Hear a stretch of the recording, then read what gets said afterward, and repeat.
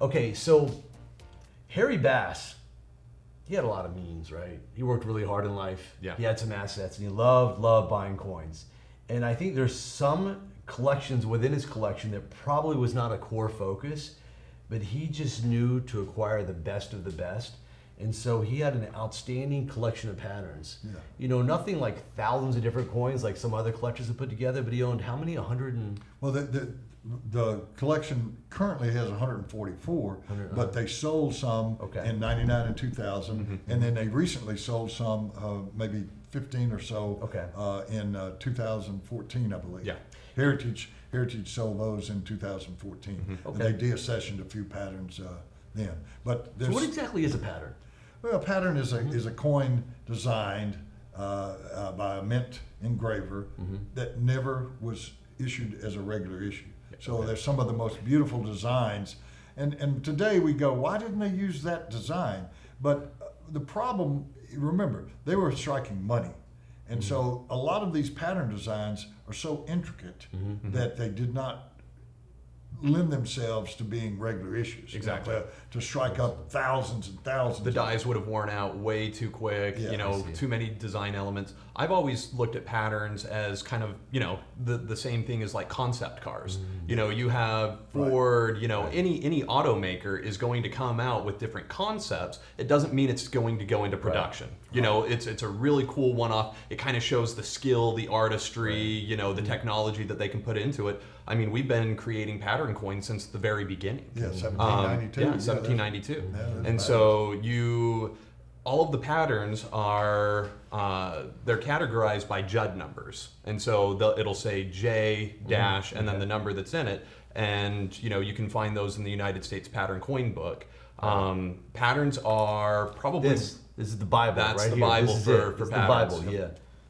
And patterns have always been something that have fascinated me. Some of my all-time favorite numismatic designs are patterns, and it's just like there's some of them I get so into it, and it's like, man, I really wish we would have used this design, but if we had, they wouldn't be special anymore. It would be a common thing. We've collected them for years and years, and so being able to hold some of these really rare, unique pattern pieces is insane. Yeah. And he had a really great eye for patterns as well. It sounds like out of the thousands of patterns that they made, he picked out like the best ones. He picked the designs that were really the Amazonian design, the shield earring. I love the names. the Amazonian, the shield earring. the wash lady. Wash lady, Wash lady. schoolgirl. Yeah, Schoolgirl's one of my favorites. Oh, yeah, Absolutely beautiful coin. So this has always been one of my favorite patterns of all times. Why don't you tell folks about this? Yeah, they call this the shield earring.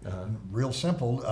She has an earring that's shaped like a shield, just like we have the shields on the back of most of our coins. Whether they're $50 or $10 gold pieces or 2.5s. I mean, they have a shield. I'm gonna get some shield earrings for Mrs. Chandler. There you go. Yeah. So she has a little shield as an earring and a real tight hair and a bun. And the eagle on the back is one of my favorite.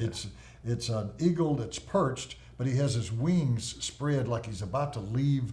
About to take flight. He's ready. He's ready. Don't mess with me. An incredible design, and of course, holding arrows in the claws, which is another symbol of coinage that we see. It's just a fabulous coin. I mean, it's. So I'm being respectful to all the Morgan dollar and trade dollar collectors out there. Beautiful designs, but that's a whole nother level. It is next level. What made the men go, you know what? Nope, we're not going to do this. What do you think on that particular coin? It's too intricate. Probably. It's just Maybe even politics involved. We don't like that, I don't. We don't have written records about why they didn't use a particular design.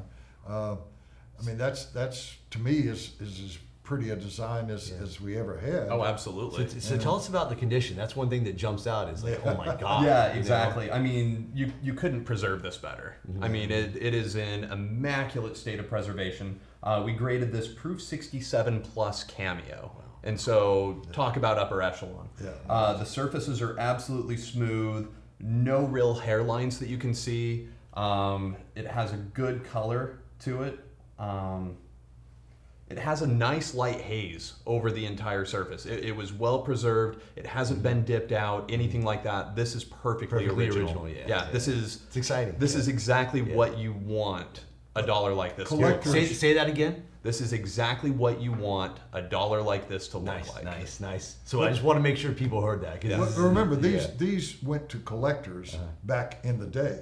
So the mint kept some. You know, they have their collection, but they made multiples of some of these. It's obviously, I believe that's an R7, so there's less than 12 known. But collectors loved them too, just like we love them today. They felt the same way about them. They would see these designs and go, "Ooh, I would like one of those." And so the mint sold off patterns, just like they sold proof coins, you know, or regular issues. Sure. You could go to the bank and get those. The proof coins you had to order from the mint, and the patterns they started selling patterns from the mint. You know, I mean it's a wonderful thing that collectors of the day certainly appreciated that too. I'm What sure. a cool opportunity to be able to do that. To buy it directly Yeah. from the mint for $3 or whatever they Sure. charged them for that. This is where it gets very difficult and very challenging. And part of the excitement of the Harry Bass collection is I see a coin like that, and I was like, oh my God, if I could just own one pattern, it would be that. But then the next coin I'm going to say the same thing about. And the next Exactly. coin I'm going to say the same. I mean, that's the quality of his Well, and pattern. that's one of the things when we were grading this collection. You know, if you walked into the grading room while it was happening, you know, we had different boxes at different stations, and every 30 seconds to a couple of minutes, you heard somebody go, "Oh wow, Yeah, that's wow." pretty cool. You know, there was A lot of wow coins. Yeah, there's a lot of coins. wow coins in this collection, and when you have a group of people whose job it is to grade coins all day, every day, and then you have something like this come through, it's next level. Right. It's something that everybody's talking about, everybody's excited. I mean, I remember walking into the room, and one of the graders said, "Hey Steve, have you seen the Bass coins yet?" You know, it was on day one, and I'm like, "I haven't yet," and he goes, "Okay, you have to. These things are incredible." And so there's a lot of coins in this that I consider one coin collections. Right. You know, Wow. it's an It'd be the incredible highlight. set. It'd be the highlight of most people's collection, Correct. and yet he has multiple coins that are highlights. Yeah. That's cool. Okay. So we're going to continue on patterns. We're going to look at the Amazonian dollar. Again, I love the names, and this is a stunning coin. Can you tell us about the Amazonian patterns? There's two of them here too as well. Yeah, well, there's two different Amazonians. Okay. The one is the head that looks, again, a lot of people thought it looked like an Amazon. Sure. So that's how it got the name Amazon. But the other one, the Amazon lady, is Miss Liberty, of course, is seated. And this one is just so interesting because she's got her arm resting on a shield and a sword, and then her other hand is looks like she's about to pet an eagle. Yeah, which is the coolest thing. Which is really interesting, and I love the folds of the drapery. I mean, it's just so intricate. But like Steve said, you know, these were very difficult to strike. And then you look on the back, the eagle is a perched eagle with the wings folded, you know, not totally in, but sticking out, and another shield on the back, and you know, with what does it say? Is it E pluribus unum? No, in God we trust. On that, yeah. No, I don't need the glasses. Okay. I mean, it's just at the angle. Okay. I don't have a light here. Okay. But anyway, this is one of my favorite designs. Both of these beautiful. are. I mean, this is the And what's interesting, they made these in different denominations as well. Correct? Yeah. right. Yeah. And it's interesting. The back of them, this is a copper gilt. The back of this 20 has the exact same eagle, just a little bit smaller. But the front is just the head with Liberty on the headband, which is a real common feature. Yeah. And they're both 1872. So there's Now- two different types of Amazonians. Now, I was under the impression, and I could be wrong here, I believed that this one was originally nicknamed the Amazonian, and the reason they started calling the gold ones the Amazonian as well is because they shared a reverse type. Do you know if that's correct? That might be how. But, Okay, but 'cause that's how I remember hearing that somewhere, and I believe that was nicknamed the Amazonian first. yeah, I don't know who came up with that moniker, but that it certainly fits. Yeah. And of course, this set, there is a gold set. Correct. Of the a true Amazonians. gold set, A true gold which set. is unique. Yeah, it's a big deal. From 2.5s all the way up to 20s. Yeah. And they're gold. In gold. That's pretty cool. Yeah, it's an incredible set. You know what's interesting about patterns, folks, is there's so many different ways to collect them. like for example, when we talk about the different denominations, let's say you collect seated quarters. In my opinion, it makes sense for like a seated quarter collector to go out and acquire a few different seated quarter patterns or patterns as quarters made during that time. Yeah. So you can always complement your collection with just a few patterns, and some of them aren't terribly expensive, like the ones we're pointing out here. You could buy like a nice shield. Well, it's a shield alien dog, but an Amazonian quarter. You know, in Proof 63, Proof 64, it's quite an affordable coin, and it really kind of, I think it complements a collection. You've got more money than me if Amazonian quarters are affordable. Yeah. The one in this collection, the Amazonian quarter in Bass's collection, is phenomenal. Oh yeah. I believe it's a 66 plus deep cameo. Something Yeah, like that. it's absolutely incredible. It's one of my favorite of all of the patterns in the collection. Got it. Okay. So we probably got to pay some attention to this one here too. Okay. Yeah. So it's That's good. Okay.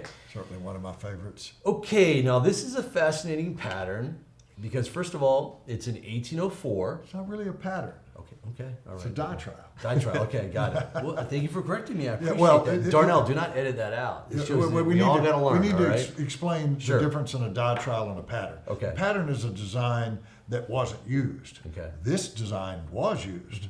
So this is a true ditrial. Some of the ditrials are not really truly ditrials. You see them on splashers and stuff like that. So like obverse, reverse impressions. That, and then some of the ones in the 1860s and 1870s are just regular proof dies that they struck in other metals. Sure. Aluminum and copper. So a ditrial is the regular issue design, but it's typically struck. Well, no, there can be ditrials of patterns and there can be ditrials of regular issues. This happens to be a ditrial of a special issue. Okay. Because this is an 1804 proof eagle.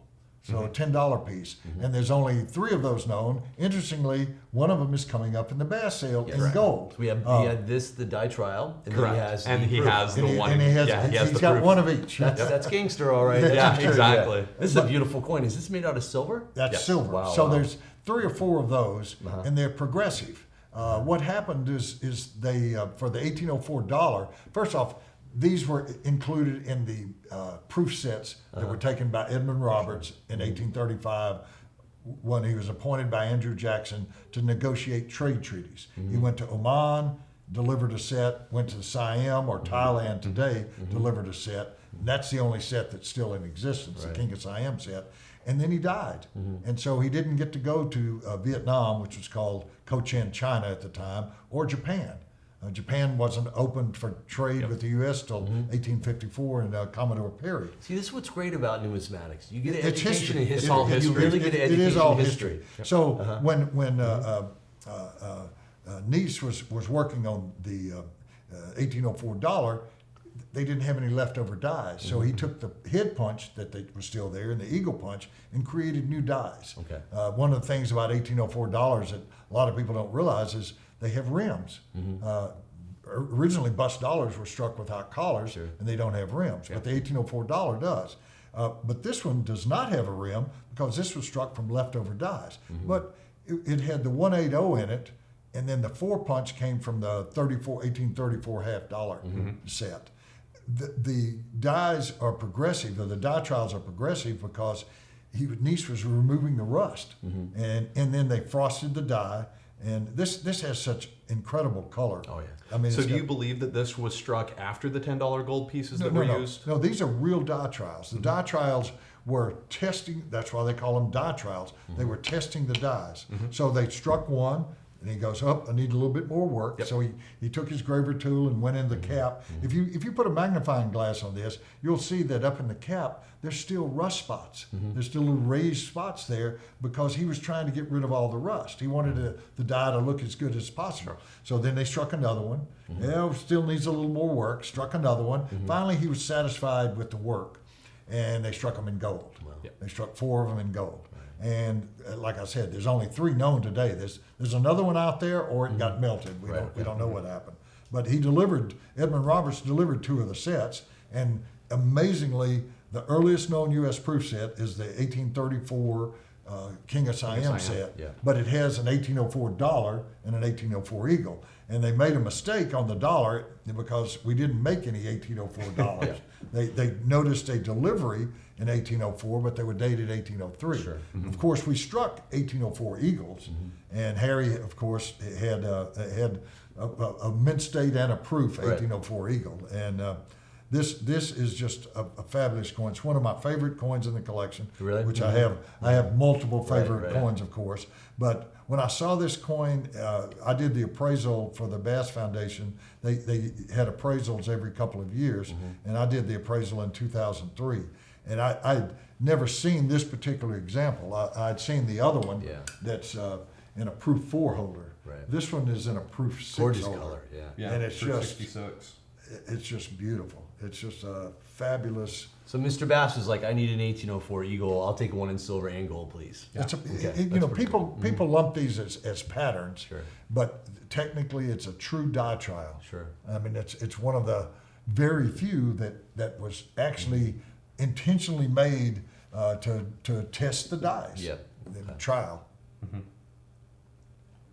Can't get more original than that either. I mean, yes, that coin. Yeah. Whoever had that coin, I believe it might have been owned by J. Coven Randall. I'd have to look up the actual pedigree of that coin, but it just was owned by collectors. Oh, absolutely. And protected and preserved, just Razor like sharp edges. no marks on it at all. 0 marks. Beautiful luster. Original color. It's got reds and blues. Gorgeous.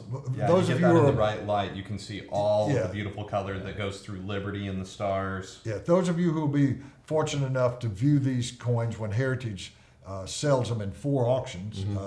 The first one will be in September at Long Beach, September the 29th. So they'll be broken up. There's about 450 coins, so there'll be a little over 100 coins in each sale.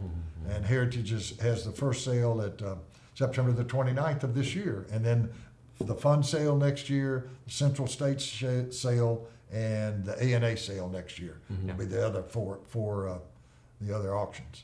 Got it. Okay, cool. All right. Beautiful pattern. Okay, we got another really cool pattern, a Bickford $10 pattern here. So why don't you explain what this is? Well, interestingly, this is an international coin. Bickford suggested, well, why don't we make a coin that is a certain weight and Anybody can use it. yeah, anybody can use this anywhere in the world. It's sort of an international coin. So they've got on the back, $10, and then British sterling, how much it would be in British sterling. Then the other countries, German, Marken, and then Kronen, Swiss, and Gulden, Dutch, and francs, French. So it shows the value of this coin, a $10 coin. Of course, this one's in aluminum. It's a fabulous coin. It's one of the prettiest aluminum patterns you'll ever see. A proposal that was a good idea, maybe a little before his time. Yeah. Today this currencies are traded every day. Right. But back then, people had,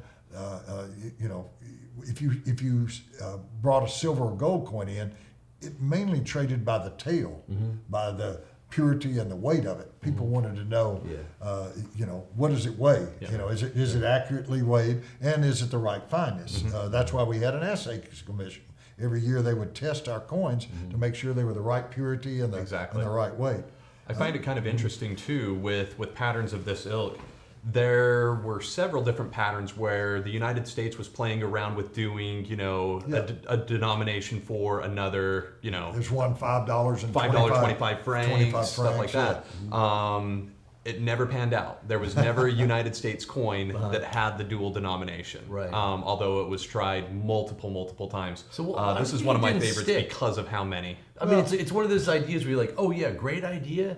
It's not going to gain traction. Type thing? Well, first off, when you go to a different country, they use their coins Yeah. You know, so they're used to that. Yeah. You know, just like we're used to our dollars and cents and a transaction. And when you go to Europe or Asia or wherever, you have to convert your money. Right. You to got to their- exchange that. Exchange your money Yep. at a currency exchange to get their currency, so that you can go buy at a restaurant or Yeah. a book or whatever you want to buy. Yeah. You got to pay in their currency. Now, people always have been suggesting since the 1800s a world currency, and that's what this was. This was an attempt by Mr. Bickford to try to standardize the world and say, well, our $10 gold piece is equal to this many francs, this many gulden, this many British pounds. But like you said, maybe a little ahead of its time. Yeah, you know. yeah. So the condition of that is phenomenal. Insane. I mean, Yeah. I'm Yeah. gonna go out on a limb without looking at the population report, but Yeah. it's safe to assume that's the finest known. Probably. Yeah. There's a lot of finest Yeah. knowns in this collection. We're just gonna do a blanket statement, folks. Everything is pretty much the finest known. Not everything, Yeah. but boy, Uh-huh. there's so many finest knowns in here, and unique coins. There's a half a dozen coins that are unique. Right, right. You know, we're about to get to a couple of them here, and Yeah.